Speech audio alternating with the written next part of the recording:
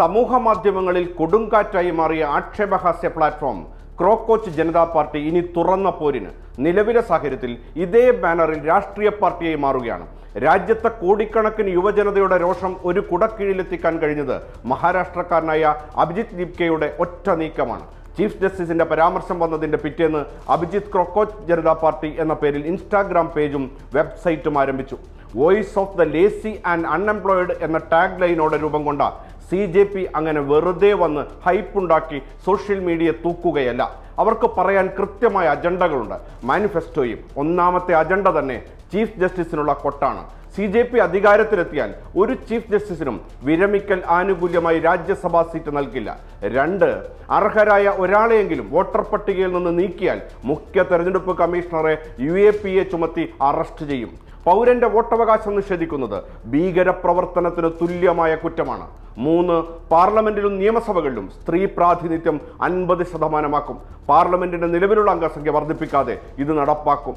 മന്ത്രിസഭയിലെ 50% വനിതാ സംവരണം നടപ്പാക്കും. 4, അംബാനിയുടെയും അദാനിയുടെയും ഉടമസ്ഥയിലുള്ള എല്ലാ മാധ്യമ സ്ഥാപനങ്ങളുടെയും ലൈസൻസ് റദ്ദാക്കും. ഗോദി മീഡിയ ആങ്കർമാരുടെ ബാങ്ക് അക്കൗണ്ടുകളെ കുറിച്ച് അന്വേഷണം നടത്തും. 5, MPയോ MLAയോ കൂറുമാറിയാൽ 20 വർഷത്തേക്ക് തെരഞ്ഞെടുപ്പിൽ മത്സരിക്കാനോ അധികാര പദവികൾ വഹിക്കാനോ അനുവദിക്കില്ല. ഇതാണ് അജണ്ട. ഇനി പാർട്ടിയിൽ ചേരാനുള്ള യോഗ്യതകൾ എന്തൊക്കെയാണെന്ന് അറിയണ്ടേ? തൊഴിൽ രഹിതരാണോ? മടിയുള്ളവരാണോ? എപ്പോഴും ഓൺലൈനുള്ളവരാണോ?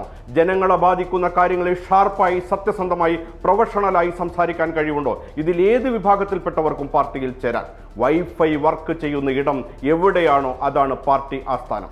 CJPയുടെ സോഷ്യൽ മീഡിയ പോസ്റ്റുകൾ നിമിഷ നേരം കൊണ്ടാണ് കോടിക്കണക്കിന് ആളുകൾ ഏറ്റെടുക്കുന്നതും ഷെയർ ചെയ്യുന്നതും. പതിവ് പോലെ പാറ്റ പാർട്ടിയെ ഭയന്ന് BJPക്ക് എന്തു ചെയ്യണമെന്നറിയാത്ത അവസ്ഥയാണുള്ളത്.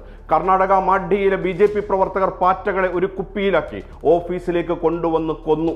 കുപ്പി തുറന്നപ്പോൾ പറന്നുപോയ പാറ്റകളെ ചൂലും ചെരിപ്പും ഉപയോഗിച്ച് അടിച്ചു കൊന്നാണ് കലിപ്പ് തീർത്തത്.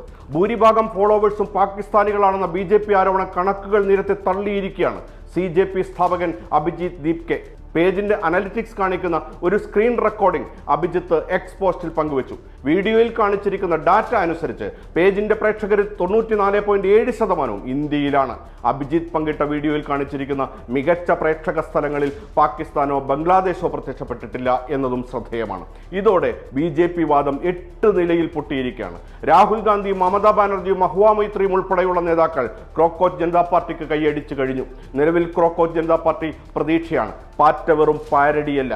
CJP ഒരു ചെറിയ മീനിൽ നിന്ന് പെട്ടെന്ന് തന്നെ BJP തിരിച്ചറിഞ്ഞു കഴിഞ്ഞു. അതുകൊണ്ടാണ് മുട്ടുവിറച്ചു തുടങ്ങുന്നത്.